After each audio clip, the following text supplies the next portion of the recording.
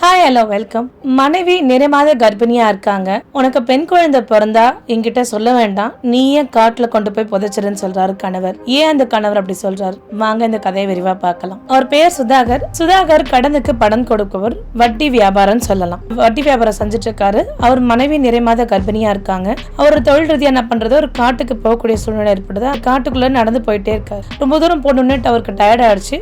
ஒரு மரத்தடியில என்ன பண்றாரு, உட்காந்துட்டாரு. அந்த காட்டுக்குள்ள ஒரு நபர் ஒருத்தர் வராரு, வயசானவர். அவரை பார்த்த உடனே யார் நீங்க அப்படின்னு சொல்லிட்டு சுதாகர் கேட்கிறாரு. நான் நல்லா கைஜோசியம் பார்ப்பேன் அப்படின்றாரு. அப்படிங்களா அப்படின்னு கொஞ்ச நேரம் சுதாகர் யோசனை பண்றாரு. நம்ம கையை கொடுக்கலாமா வேண்டாமா அப்படின்னு சொல்றாரு. சரி கொடுத்துதான் பார்ப்போம், என்னதான் சொல்றாங்கன்னு பார்க்கலாமே அப்படின்னு நினைச்சிட்டு கையை கொடுக்கறாரு. கையை பார்க்கறாரு. கையை பார்த்த உடனே என்ன சொல்றாரு, உனக்கு ஒரு பெண் குழந்தை பிறந்தா உன் செல்வம் எல்லாமே போயிடும், உன்னோட செல்வம் எல்லாமே போயிடும், நீ ரொம்ப ஏழ்மையா ஆயிடுவ அப்படின்றாரு. இதை கேட்ட உடனே அவருக்கு ஒரே வருத்தம் ஆயிடுச்சு, வேதனைப்படுறாரு. என்ன சொல்றீங்க, உண்மையாதான் சொல்றீங்களா அப்படின்னு சொல்லிட்டு கேட்கிறாரு. ஆமா நான் உண்மையதான் சொல்றேன், நீ ஒரு பெண் குழந்தை பெற்றெடுத்தனா ரொம்ப ஏழ்மையா போயிடுவ, அதாவது சாப்பாடு கூட வழி இல்லாத அளவுக்கு நீ போயிடுவ அப்படின்றாரு. உடனே என்ன பண்றாரு சுதாகர், தன்னோட வேலை விஷயமா போகாம மறுபடியும் தான் வீட்டுக்கே வராரு. தான் வீட்டுக்கு வந்து தன் மனைவி கிட்ட சொல்லிட்டு போறாரு, உன்னை ஞாபகம் வச்சுக்கோ, எனக்கு எக்காரந்து கொண்டு பெண் குழந்தைய நீ பெற்றெடுத்து தரக்கூடாது அப்படின்றாரு. நீ பெண் குழந்தை பெற்றெடுத்தா அந்த குழந்தைய நீயே கொண்டு புதைச்சிரு, காட்டுல கொண்டு போய் புதைச்சிரு அப்படின்னு சொல்றாரு.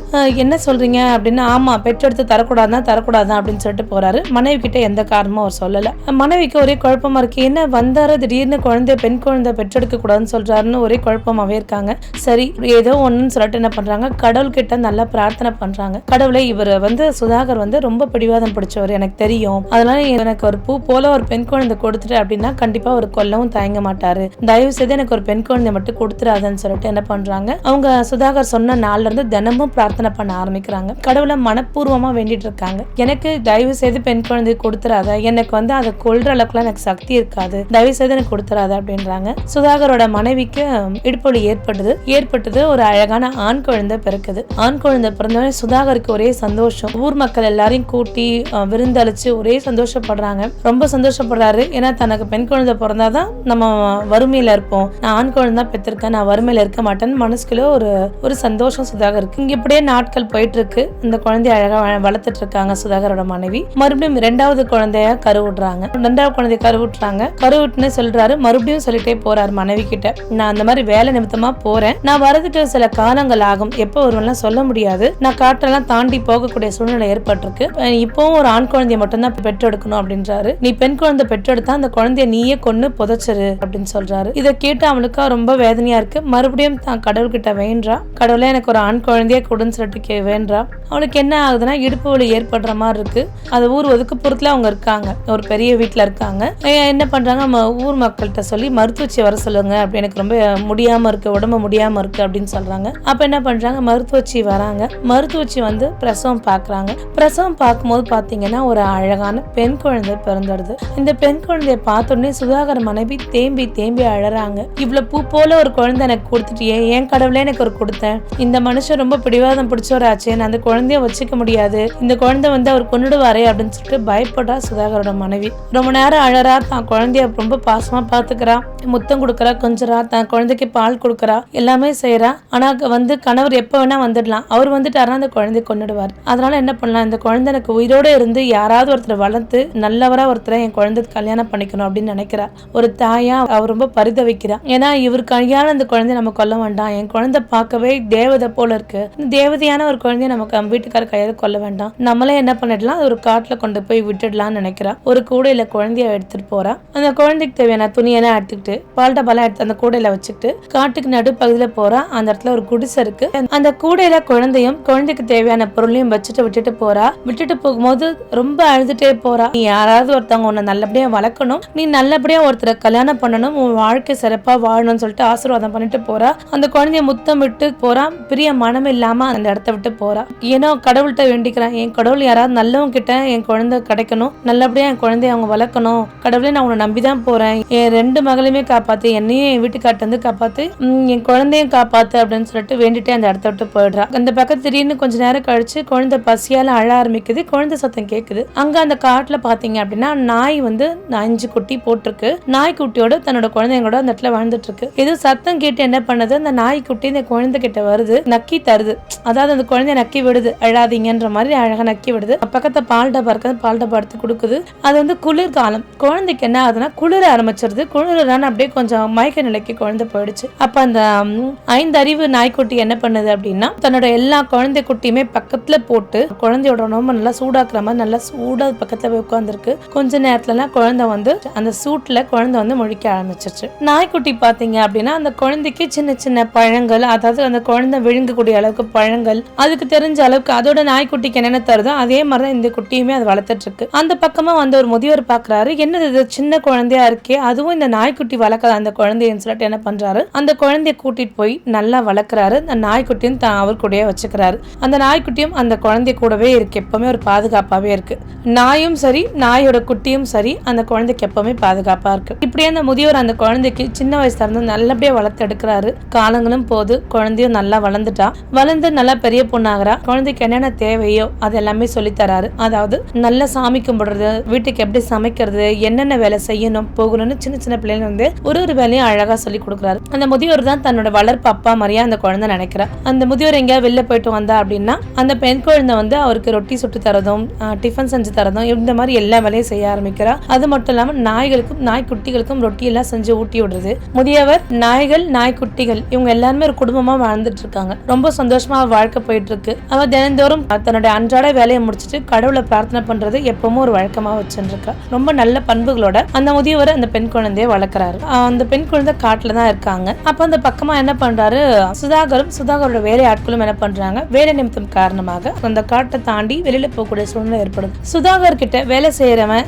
அந்த பெண்ணை பாக்குறான். அந்த பெண்ணை பார்த்து ஒரே மதி மயங்குறான். இவ்வளவு அழகான பெண் இந்த காட்டுலயா அப்படின்னு சொல்றான். அப்ப சுதாகர்ட்ட சொல்றான், ஐயா அந்த பெண் எனக்கு ரொம்ப பிடிச்சிருக்கு அப்படின்னு சொல்றாங்க. அப்படியா, சரி யாரு என்ன விசாரி அப்படின்னு சொல்றாங்க. இப்ப ஊர்ல போய் விசாரிக்கிறான் அந்த பெண் யாரு என்னன்னா. அப்ப இந்த மாதிரி ஒரு முதியோர் வளர்க்கிறாரு, ரொம்ப சாஷ்டாங்கமா வளர்த்துட்டு இருக்காரு அந்த குழந்தைய அப்படின்னு எல்லாம் சொல்றாங்க. ஊர் மக்கள் எல்லாம் சொல்றாங்க, அவர் உங்களை மாதிரி ஆளுங்களுக்கு பெண் குழந்தை தரமாட்டாரு அப்படின்றத சொல்றாங்க. அப்ப சுதாகர் கிட்ட போய் சொல்றாங்க, இல்லங்க ஐயா அந்த முதியோர் எனக்கு தரமாட்டாராம், ஏன்னா வந்து அவர் சாஷ்டாங்கமா அந்த குழந்தைய வளர்க்கிறாரா, அதனால கண்டிப்பா எனக்கு தரமாட்டாரான்னு சுதாகர்ட்ட சொல்றாங்க. அப்படியா, இந்த முதியோர் கிட்ட அந்த பெண்ணை கேட்டுப்பாரு, அந்த பெண் உனக்கு தரல அப்படின்னா அந்த முதியோரை தூக்கிட்டு வா, நம்ம சிறையில போட்டுடலாம் அப்படின்னு சொல்லிட்டு சுதாகர் சொல்றாங்க. சரின்னு என்ன பண்றான், அந்த வேலையாட்கள் போய் அந்த முதியோர் கிட்ட பெண் கேட்கறாங்க. இல்ல உங்களுக்கு நான் தரமாட்டேன்னு சொன்ன என்ன பண்றாங்க, சுதாகர் கிட்ட அந்த முதியோரை கொண்டு வராங்க. அந்த முதியோரை கொண்டு வந்தோடனே இந்த மாதிரி எதுக்கு வேலையாட்களுக்கு நீ இப்ப வந்து பெண் தரமாட்டேன்னு சொன்னியான்னா அப்படின்றாங்க. இல்ல அந்த பெண்ணுக்கான உரிமை என்னால கோர முடியாது, என்ன விஷயம் அப்படின்னோடனே அப்ப அவர் சொல்றாரு, இந்த பெண் வந்து காட்டுல இருந்தது, இந்த பெண் யாரும் கிடையாது, நான் தினந்தோறும் கடவுளை கும்பிடுறதால எனக்கு ஒரு சில சக்திகள் இருக்கு, இந்த பெண் வந்து உன்னுடைய பெண் தான் அப்படின்றாங்க. இல்ல என் மனைவி கொன்னுட்டா அப்படின்றாங்க. ஒரு தாயா, எந்த ஒரு உண்மையான தாய் குழந்தைய நேசிக்கிறதா இந்த குழந்தைய கொல்ல முடியாது, உன் மனைவியும் அதே மாதிரி அந்த குழந்தைய கொல்லல அப்படின்றாங்க. அப்ப இந்த முதியவரை தூக்கிட்டு வந்து அந்த நாய் எல்லாம் வந்து சுதாகரை நோக்கி எல்லாம் குறைக்க ஆரம்பிச்சது, சத்தம் போட ஆரம்பிச்சது. அப்ப என்ன பண்றாங்க, அந்த நாயை போட்டு அடிக்கிறாங்க. சுதாகரோட வேலையாட்கள் வந்து நாயை அடிக்க சொல்றாரு. நாய் வந்து காயப்பட்டதே சொல்றாரு, நீ வந்து இந்த வாயில்லா ஜீவன் தான் உன் பெண் குழந்தைய காப்பாத்துச்சு, அந்த நாய்க்கு நீ இவ்வளவு சேதம் பண்றிய, நியாயமா? இந்த நாய் இல்லைன்னா வந்து உன்னோட பெண் குழந்தை ஒழுங்காவே வளர்ந்துருக்க முடியாது, ஏன்னா அவ்வளவு அன்பாவும் பாசமாவும் தாய்க்கு தாயா இந்த நாய் தான் பாத்துக்குச்சு, இந்த நாய்க்கு நீ இவ்வளவு கொடுமைப்படுத்துறிய அப்படின்றாரு.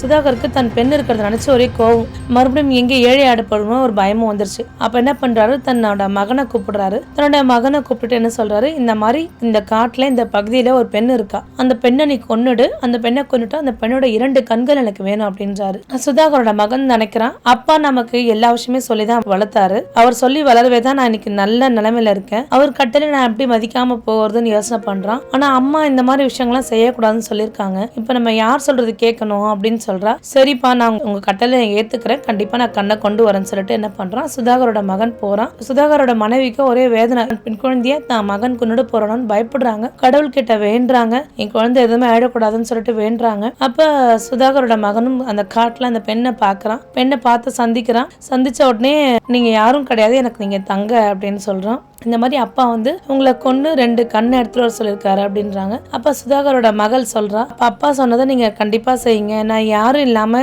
ஒடுக்கப்பட்ட பெண் மாதிரி இந்த காட்டுக்குள்ள வாழ்ந்துட்டு இருக்கேன், என்னோட கண்ணை எடுத்துட்டு போய் கூட உனக்கு அப்பா கிட்ட நல்ல பேர் கிடைக்கும், நீயாவது சந்தோஷமா இரு அப்படின்றாங்க. இல்ல, என்ன அம்மா அந்த மாதிரி வளர்க்கல, அம்மா நல்ல பண்புகளை சொல்லியிருக்காங்க, யாருக்கும் எந்த விதத்துல கஷ்டப்படுத்தக்கூடாதுன்னு எனக்கு சொல்லி வளர்த்திருக்காங்க, அதனால என்னால இந்த விஷயத்த செய்ய முடியாது, காட்டுல வேற ஒரு பகுதி கொண்டு போய் விட்டுடுறேன், நீ அந்த இடத்துல வாழு, அந்த இடத்துல யார் தொல்லையும் இருக்காது, நீ நிம்மதியா வாழலாம் வாழலாம் அப்படின்றாங்க. என்னுடைய வளர்த்த அப்பாவும் அப்பா வந்து இந்த மாதிரி சிறையில போட்டுட்டாரு அப்படின்னாங்க. ஆமா, நீ பாதுகாப்பா நான் காட்டுல வேற ஒரு பகுதி சொல்றேன், அந்த இடத்துக்கு போய் வாழு, இந்த நாய்க்குட்டியும் கொண்டு போய் வாழு அப்படின்றாங்க. இல்ல நீ அப்பா சொன்ன மாதிரியே செய், இல்ல என்னால அதை செய்ய முடியாது, நீ நல்லபடியா வாழு அப்படின்னு சொல்லிட்டுறாங்க. உடனே அந்த பெண்க்கு ஒரே கண்ணில் தண்ணி வந்துருச்சு. 2 பேருமே கட்டி பிடிச்சு அழறாங்க. சரி, நீ இங்க இருக்கிறது ஆபத்து தான், நீ சீக்கிரமா நான் சொன்ன பகுதிக்கு போன்னு சொல்லிடுறான். அப்ப என்ன பண்றான், நடுவில் அந்த இடத்துல மான் ஒண்ணு வருது, அழகான மான் ஒண்ணு வருது. அந்த மானை வேட்டையாடி அந்த மானோட 2 கண்ணையும் எடுத்துட்டு போய் நான் அப்பா சுதாகர் கிட்ட கொடுத்துடுறான். அதை பார்த்த உடனே சுதாகருக்கு ஒரே சந்தோஷம். தன் மகன் நம்ம சொன்னதை கரெக்டா செஞ்சுட்டான், இப்படிதான் இருக்கணும், நான் நினைச்சு நான் ரொம்ப பெருமைப்படுறேன் அப்படின்னு சொல்லிட்டு சுதாகர் தன் மகன்கிட்ட சொல்றாரு. சரிங்கப்பான்னு சொல்லிட்டு அந்த இடத்துட்டு வந்துடுறான். அப்போ உடனே சுதாகர் மனைவி போய் கேட்கறாங்க, தம்பி இந்த மாதிரி நீ தங்கச்சியை கொன்னுட்டியாப்பா அப்படின்னு சொல்லி கேட்கறாங்க. இல்லம்மா நான் கொல்லல அப்படின்னாங்க. அப்ப அந்த கண்ணு யாருடைய கண்ணுப்பா அப்படின்றாங்க. இந்த மாதிரி நான் ஒரு மான் வந்து பார்த்தம்மா, அந்த மானுடைய கண்ணை தான் கொடுத்தேன் அப்படின்றாங்க. உடனே மறுபடியும் அவங்க கடவுள்கிட்ட போய் ரொம்ப மனப்பூர்வமா வேண்டி நன்றி சொல்லிக்கிறாங்க.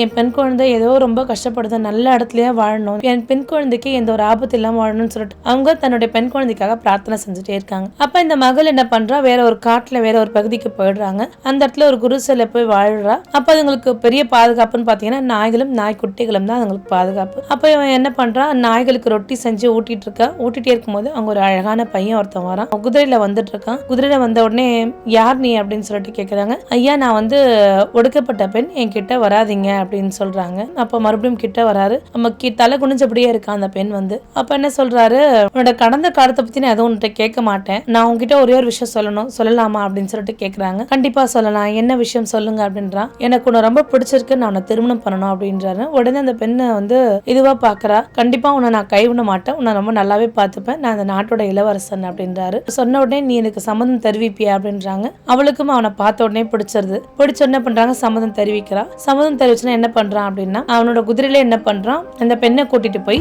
ஊர்ல ஒரு பெரிய முதியவர் இருக்கிற இடத்துல வந்து விடுறான். என்ன எதுக்காக கொண்டு போய் விடுறான் அப்படின்னா, காட்டுல நீ இருக்க, காட்டுல இருக்கிறது அவ்வளவு பாதுகாப்பானது கிடையாது, ஏன்னா எப்ப எது வேணா வரலாம். அதனால அவன் என்ன பண்றான், ஊர்ல கொண்டு போய் ஒரு முதியோர் வீட்டுல தங்க வைக்கிறான். தங்க வச்சு இந்த பெண் வந்து நான் திருமணம் செஞ்சுக்கூடிய பெண், ஊரறிய நான் திருமணம் செஞ்சுக்கணும்னு நினைக்கிறேன் அவளை, அதனால இப்போதைக்கு நான் உங்க வீட்டுல விட்டுட்டு போறேன், ஏன்னா காட்டுல இருக்கிறது பாதுகாப்பானதா இல்ல, அதனால உங்க வீட்டுல விட்டுட்டு போறேன், அவளை பத்திரமா பாத்துக்கோங்க அப்படின்னு சொல்றாங்க. சரின்னு சொல்லிட்டு என்ன பண்றாரு, நான் பத்திரமா பாத்துக்கிறேன் அப்படின்றாரு.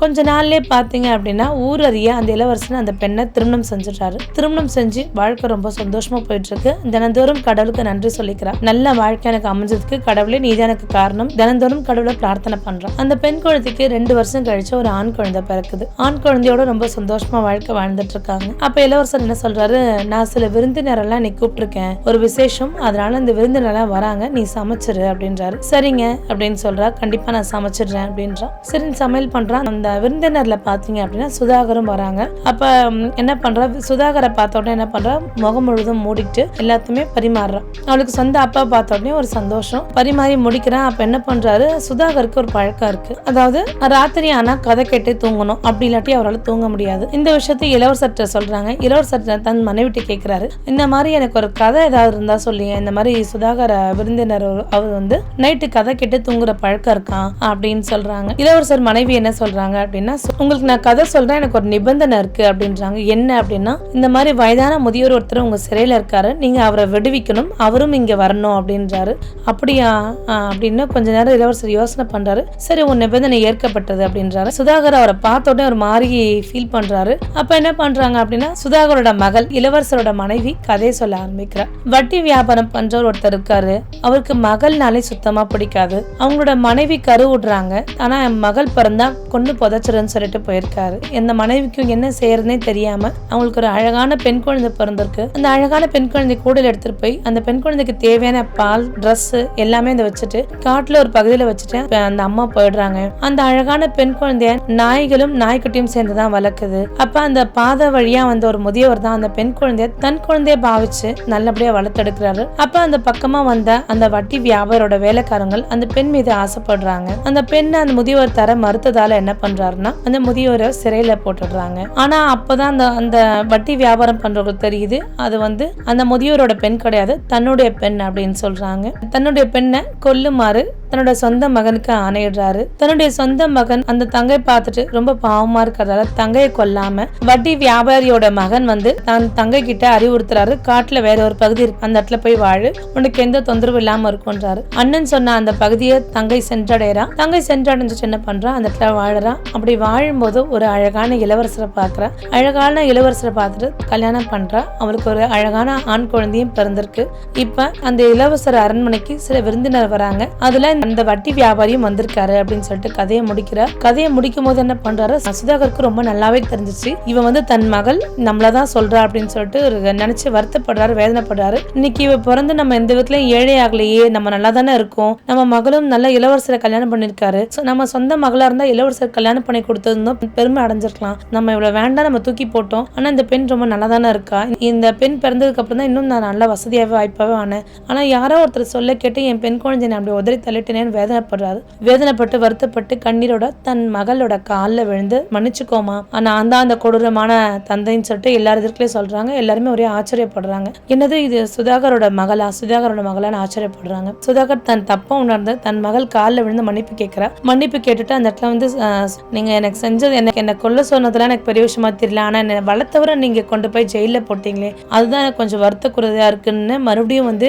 என்ன மன்னிச்சுக்கோமா, நான் செஞ்சது பெரிய தப்புமான்னு சொல்லிட்டு மன்னிப்பு கேட்கிறாரு. இளவரசர் கண்ணிலும் ஒரே தண்ணி வருது. தன் மனைவி கடந்த காலத்துல இவ்வளவு கஷ்டப்பட்டிருக்காங்கன்னு நினைச்சு வேதனைப்படுறாரு. அப்ப சுதாகருக்கு வந்து இளவரசர்கிட்ட அனுமதி கேட்கறாரு. இந்த மாதிரி என் மகளை நான் கொண்டு போய் ஒரு வாரம் நான் வச்சுக்கிறேன் வீட்டுல அப்படின்னு சொல்லி கூட்டிட்டு போறாரு. மகள் வந்த உடனே சுதாகரோட மனைவிக்கு ஒரே சந்தோஷம். மகளை கொஞ்சறாங்க, பேர குழந்தை கொஞ்சறாங்க, ரொம்ப சந்தோஷமா படுறாங்க. அது மட்டும் இல்லாம மறுபடியும் இளவரசர் அரண்மனைக்கு அனுப்பும் போது என்ன பண்றாங்க, பெண் குழந்தைக்கு தேவையான சீர் எல்லாமே செஞ்சு அனுப்புறாரு. அவளும் தன் அரண்மனைக்கு ரொம்ப கௌரவமா போறா.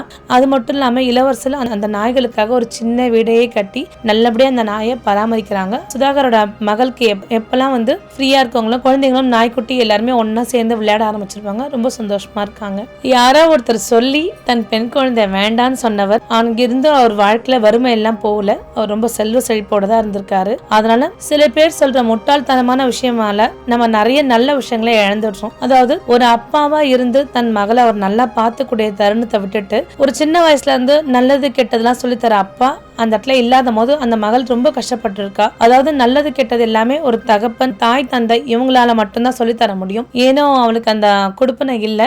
ஆண் குழந்தையா இருக்கட்டும் பெண் குழந்தையா இருக்கட்டும், கடவுள் எது கொடுத்தாலும் குழந்தைன்னு ஒன்று கொடுத்ததுக்கே நன்றின்னு சொல்லிட்டு நம்ம கடவுளுக்கு எப்பவுமே நன்றி சொல்லணும். மீண்டும் ஒரு நல்ல வீடியோவில் சந்திக்கிறேன்.